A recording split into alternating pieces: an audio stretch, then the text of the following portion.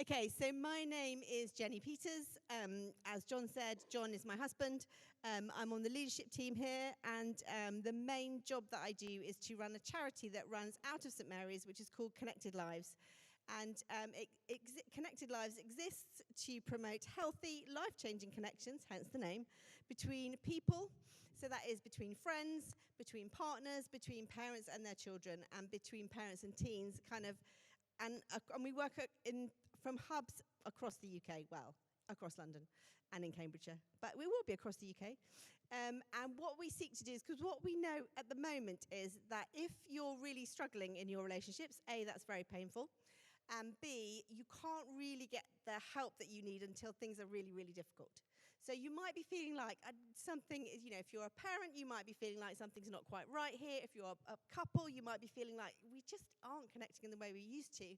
But the problem is it's actually very hard to access help until things are really quite bad at this point in time. So what we try and do is we provide help kind of at the earliest possible stage in a whole raft of different relationships. And we do programs that are all evidence-based and kind of tried and tested, that we know that they work, we know that they help people, and we know that they help basically people reconnect and mend. So that's kind of my day job. And I think this is your fight. John and I are both coughing because we've moved house and there was literally so much dust. You have no idea, mostly in John's study.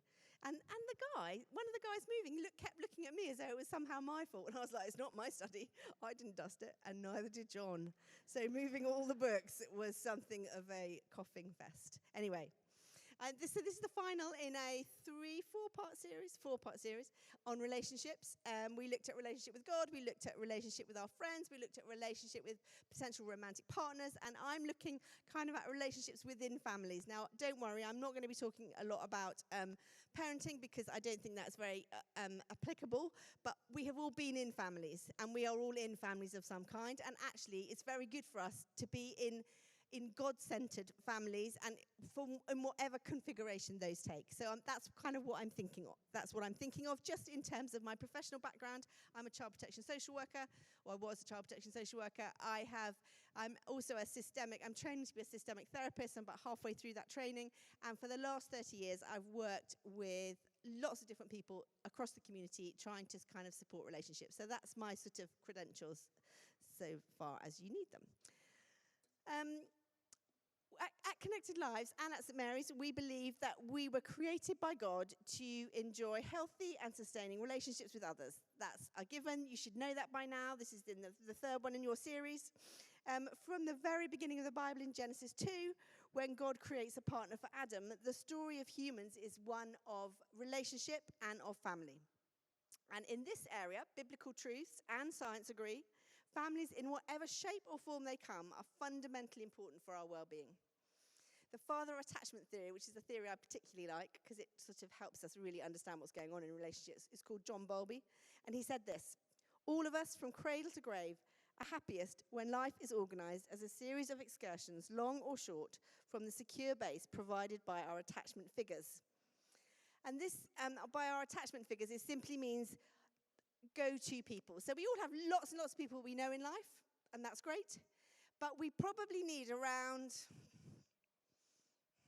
6 to 8, like really close attachment figures. You could, the number doesn't actually really matter. But we need, there's only so many people you can have very deep relationships with. So, but we all need a certain number of these people who are our go-to people. And in an ideal world, they start off being our parents.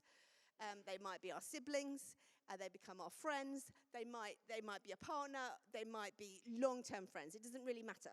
But we need these people, and they're called attachment figures because they're people that, not surprisingly, we're attached to and who are really important to us. And there's certain things that need to be in place for those relationships to feel sort of happy and healthy, if you like. And this view of how we function best as people was first formulated in the 1940s, and it's currently backed up by lots of science. So we now have MRI scanners, we can take photographs of our brain. We can also take videos of our brain. So when you can put someone in an MRI scanner, for example, and they did this in the University of Virginia. And they basically they showed this little cross up on the screen. They were in a sort of machine-y thing, I don't know what it's called. And they said, when the light appears, you will have an electric shock. Now, it won't kill you, which is good because, they basically would have got shut down if they'd killed people. But it will be a bit painful. So, so basically, they put a series of people through the scanner, and they then scored in their brains kind of how stressful it was when the light came up, and they knew they were about to experience physical pain. And they did it on their own, when they were on their own, and they did it when there was a stranger there, but who was trying to be comforting and would hold their hand. And then they did it when a partner was there. And not surprisingly, and they did it in all kinds of different orders, so there wasn't the same configuration. But when the people in the scanner were holding the hands of a partner, it was like basically a pain-killing drug. And then when they scored the level of pain was significantly lower, but it was the same. It was actually physically, it was the same amount of shock. But the level of pain had gone down because I'm now with someone who I know I can trust, who I know is for me, etc., etc. They've done all these kind of studies, which are really fun, and you can read up about them. And almost on every level that we can measure, emotional well-being, mental health, physical health, recovery from traumatic life events, the capacity to take on and rise to challenges, we know that humans do best when we have people who care about us and with whom we have these healthy connections. Now, that's kind of a given, isn't it? That's probably not anything you don't know. I actually can't remember the name of the book because I couldn't find the book because we haven't unpacked all the boxes. That's another story. Anyway, there's a book someone wrote about, they did this amazing study in looking at longevity.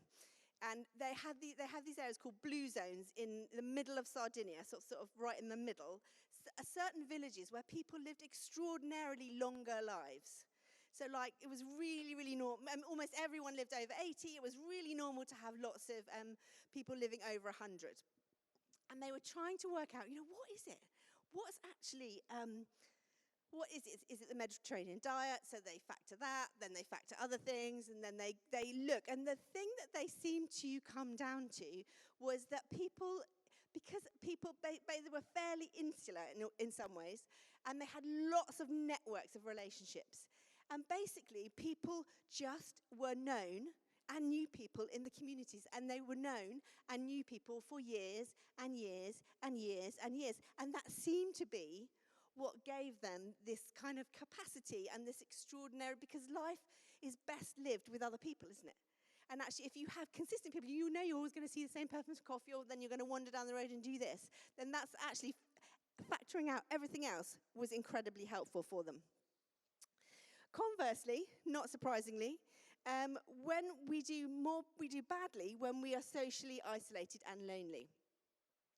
Someone called Johan Harry, who's written a lot about this, wrote in The Guardian, this is actually before lockdown, so in February 2018, if you're depressed and anxious, you are not a machine with malfunctioning parts. You are a human being with unmet needs. The only real way out of our epidemic of despair is for all of us together to begin to meet those human needs for deep connection to the things that really matter in life. So we need other people, and it really matters. And for almost everyone, the families are the first place where we have connection, and they really shape us. At best, families are the place where children learn what it is to be loved and to love. And there's the verse in Proverbs 22:6, which might come up behind me if you can find it, because that was one of the ones I did put in. It says this: train a child in the way he should go, and when she is old, he will not turn from it. And in brain terms, that proverb, which was written thousands of years ago. How many years ago? How many thousand years? Four? Proverbs? 2? No. Where's a theologian when you need one? More, it's a long time ago, is as absolutely pertinent now as it was when it was written thousands-ish years ago. Because the way that you have to give me a specific, 4,000. Okay, fine. Thanks. The way we train or the way we treat children has a very direct impact on their lives and the way they go on to live. In brain terms, babies, to some extent, are born about 3 years premature. So that means that there is an extraordinary period of brain growth from 0 to 3, when they're making all these, millions of connections in their brain. So their brain is really forming in that period. And and brains, as we know, are very susceptible to environment. And if we're not in a situation of war or extreme poverty or extreme danger, then our environment is largely determined by how our parents or how our caregivers are interacting with us. And what we know is the 0 to 3 window literally grows babies' brains. So what is laid down then is the sort of expectation of future relationships to come. And the emotional responsiveness, how emotionally responsive our caregivers can be, literally grows our brains. Now, that may be, for some of us, that may feel like quite a nice thing. For some of us, that may be quite a worrying thing. For often, many of us, that's a bit of a mixed bag, and I'm going to go on to talk about that. But what we know, first off, families are very, very important. And secondly, sadly, families are full of imperfect people. Families may be God's idea, but nowhere in the Bible would we get the impression that family life is one long, happily ever after. In fact, you could say the main message of both Old and New Testament is that left to ourselves, we are truly terrible at negotiating relationships and being in families and actually doing life. And sitting here tonight, there will be people who feel pretty positive about your family. There are others who are a little bit more mixed, and there are others who know that their family was sadly not a place of love and connection, but of pain and struggle. And the thing is that in the Bible, there are people just like all of us. You can, if you read the Bible, and I would absolutely advocate devouring this book. This book is the most extraordinary book. You can read it and you ask God to speak to you, and God will speak to you through the Bible. And I know that you know that, but I'm just telling you, you want to read the Bible every day because then you find out more about God. Anyway, enough of that. I once had to do a talk on siblings at a big Christian conference, and I wasn't that confident about doing it just for various different reasons. And I thought, well, I'll just read through some of the stories in the Old Testament about families and see if I can sort of glean some ideas of what, really happy families look like, or blah, blah, blah, blah, blah. And honestly, it is a litany of disaster, from one disastrous situation to the next. So I'm just going to take you on a very whistle-stop tour through. So first off, we have Cain and Abel, Genesis 4. They had different roles. They were different kind of people. You might be very different from your siblings. That God looked down with favor on Abel's offering, and Cain was very angry, and his face was downcast. This is the first sibling relationship we really hear about in the Bible. And what is upsetting Cain? Well, it's because God is looking with favor at Abel, and this really annoys him. Now, God is, at this time, seems to be directly parenting them, which I found quite heartening, because God is struggling in this situation, can I say. And God says, look, I'm going to do right by you both. It's going to be okay. I'm going to treat you fairly. But that is not good enough. And Cain goes and kills Abel. Now, God was directly parenting him. It didn't go well. There was a problem. When we move on to Abraham receives a promise from God that he's going to be the father of many nations. It's a fairly dramatic promise expressed in a fairly dramatic way. And despite this clear word from God, when the baby isn't forthcoming with Sarah, his wife, he takes matters into his own hands, so to speak, and has a son with his slave girl, Hagar. Oh, whoops. Hagar then gets sent away by Sarah, who then does go on to have a baby, so that Hagar's son will not basically threaten her son. Sarah and Abraham, who had a very, very compelling reason to trust God and to do right by other people, behaved frankly terribly. If we think about moving on to Genesis 32, I'm not going to go through the whole Bible in case you're worried. It's going to stop soon. These are my highlights. Genesis 32 to 33, Isaac marries and loves Rebekah. She has twins, Jacob and Esau. Even before birth, they are struggling. God gives her a prophetic insight into the struggle. Isaac loves Esau, but Rebekah prefers Jacob. This sets up a rivalry and quite a lot of family trauma. So Jacob takes advantage of his brother's impetuosity, how well our siblings know us, and then tricks Jacob with the help of his mother into getting the firstborn's blessing on the deathbed of his father. And the result of this deception, and he's deceived him before, is that he has to flee for his life. There is gradually, later, there is reconciliation. But, for a large part of his life, he has to flee because he lives in fear of his brother. If we move on to Jesus, fast forward, you see how I skipped almost the whole rest of the Old Testament, including Joseph, who was honestly would have been the most annoying brother to have in the entire world, but we won't go into that. There's a large crowd following Jesus. His brothers come to take charge of him and say he's out of his mind. Not, look, this Jesus, isn't he amazing? Isn't he fantastic? No, he is out of his mind. A few verses later, they wait for him outside the house. People explain this, and Jesus says, "Who are my mother and brothers? Here is my mother, and here are my brothers. Whoever does God's will is my brother, sister, and mother." So families matter, but they certainly aren't straightforward.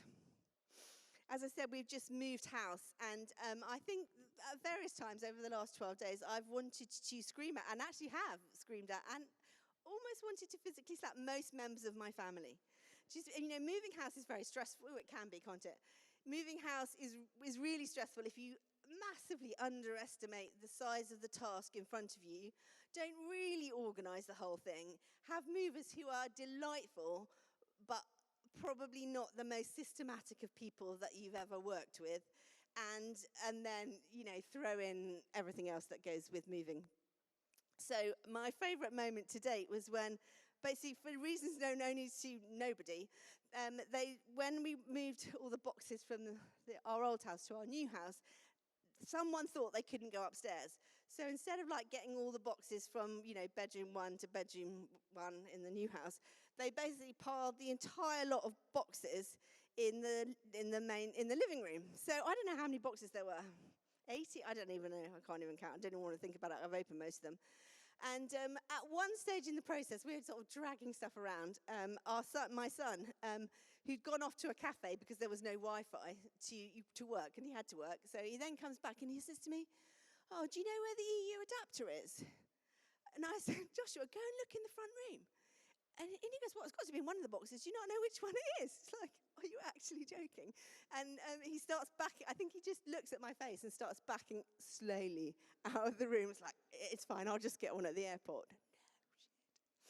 So, the only picture we've currently got up on our walls is one of Psalm 127:3, which says this: "Children are a heritage from the Lord, offspring a reward from him." There are times when I think, that's absolutely true, isn't that absolutely lovely, it's amazing. And there were times when I literally looked at it and thought, I'm going to try and claim that by faith, because right now, with this lot of people in my life, it really doesn't feel like it. And we know that in this area, as in any others, we need saving. And the good news is that we are Christians, we are redemption people. I have met genuinely hundreds and thousands of people who have experienced substantial healing, emotional, social, mental, physical, through their relationship with God, and who have chosen to be transformed by him. So although families matter, and although we can get seriously harmed by our families and seriously influenced by our families, actually the story does not ever have to end there, because we are Christians and we know that God is the perfect Father. We know that God will heal us, that God will restore us, and that God will change us. So how do we do that?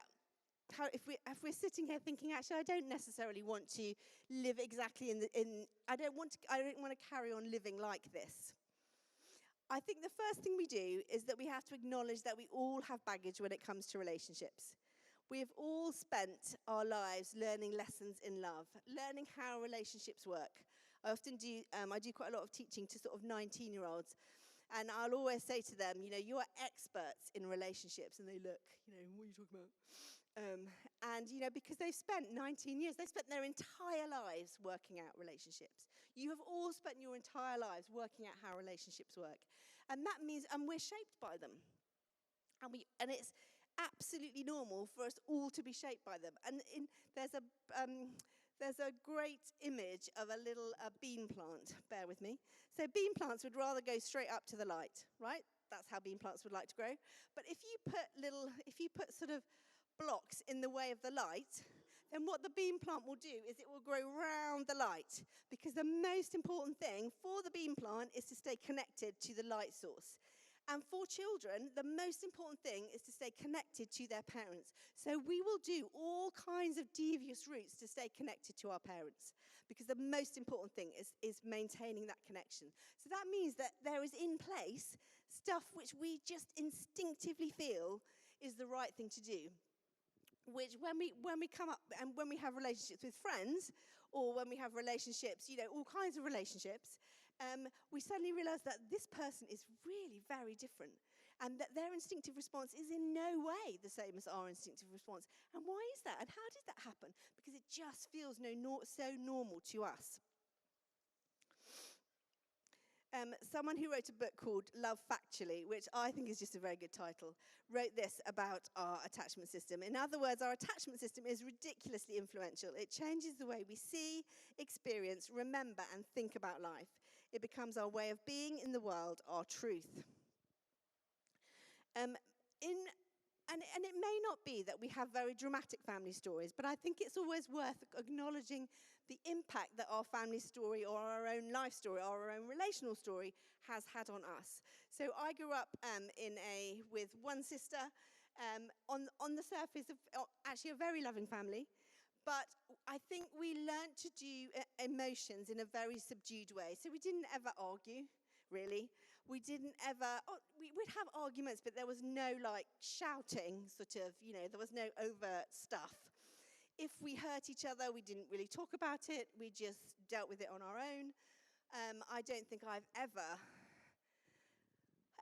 really being cross or aggressive towards my father. I mean, I'm sure I was when I was a teenager, but certainly not as an adult. But that's just not how we do it. So he might really upset me, but I'm never going to really talk about it, because that's not how we do life. We do it quietly, and we do it, we were all our own little people. And it left me feeling that basically emotions are definitely best dealt with internally, quietly, and without too much drama. And I married John, who I don't know how well you know John, but John doesn't really do emotions like that. So he does them loudly with quite a lot of drama. If he's worried about something, he will talk about it, what seems to me, endlessly. If I'm worried about something, my breathing changes, and John will say, "You're not breathing normally. You're not actually breathing," because I hold my breath if I'm tense. Tell me what's going on. So, but you absolutely know what's going on with John. He wouldn't know what's going on with me. And that's just how we're wired. It doesn't, it's not good or bad, really, except if I want to have a relationship with John, I probably do have to learn to be brave enough to come out and say how I'm feeling. And John has to, to be honest, sometimes just keep quiet. Sometimes. This doesn't always go very well, let me say. And I think we have a choice. So we don't get to pick what's happened to us as children. We don't get to pick what's happened to our friends or any partners either. And actually, sometimes you can think, that is so annoying. Why would you do that? Why would you respond like that? That is ridiculous. But we don't get to pick what happened to them. They don't get to pick what happened to us. But we do get to choose what we're going to do now. So we do get to choose from this point onwards how we want to be and how we want to live. If we want, we can say we have no sin. We can deceive ourselves. We can pretend that we're fine and everyone else is annoying. As one of my children said to me about day 3 of the move, she goes, "I think you probably need to think about the fact that you're currently finding everyone in the family annoying, and maybe the problem is sitting with you," which was a good point. Psalm 139, which talks about all the extraordinarily myriad of ways that God knows us. It talks about God knowing our thoughts before we think them, our words before we speak them out loud, that there's nowhere we can go to escape from God. If we go as far as the east, he'll be there. If we go as far as the west, blah, blah, blah. And it's this extraordinary psalm. You should read it if you've never read it. This extraordinary psalm of the absolutely intense way that God knows us. And yet, at the end of the psalm, the psalmist says this: "Search me and know me. See if there is any offensive way in me, and lead me in life everlasting." So he's basically saying, you know me so much already, but I am asking you to come in, God. And if we want to be transformed by God, we have to invite God in. And we have to, I would say, two really important things. One, we need to read the Bible. We need to read the promises that are in the Bible. We need to read what God thinks about us from the Bible, not from voices that other people, particularly if we feel like some of the things I fundamentally believe about myself actually are quite harmful. But what we need to do as we read the Bible, we put ourselves in all the promises of God. This is how God views you. This is how God sees you. And we need to begin to choose to kind of walk in that. And the second thing, I think, in terms of our relationship with God, that I would say, is we need to be brave and have ministry. Obviously, we're a church that believe in ministry. On this bit of carpet and previous bits of carpet, which are actually far dirtier, people have done a lot of work with God, that they've come and they've opened themselves up to the Spirit of God, and they've asked God to heal them, to transform them, to change them. And God has done it time and time again. And I have known people who really should not be functioning at the level they are functioning, given their, psychologically, given their life story. I've seen them almost transform before our eyes, and it's an absolute privilege to walk with people and to see that happen. But they are often people, almost invariably people, who will come up to the front and be prayed for. Because what they're saying is, I can't do this on my own. This is not me. I can't fix this. I can't change myself, but I can ask you, God, because I know you. I can ask you to come and help me. And we also need to do it with other people. So we need to choose to have relationships of authenticity and vulnerability with our friends, with our small groups. Everyone should be in a small group. No buts, no whatever. You should just be in a small group, because that's how we do life as church. There isn't time to go into it now, but that's just the truth.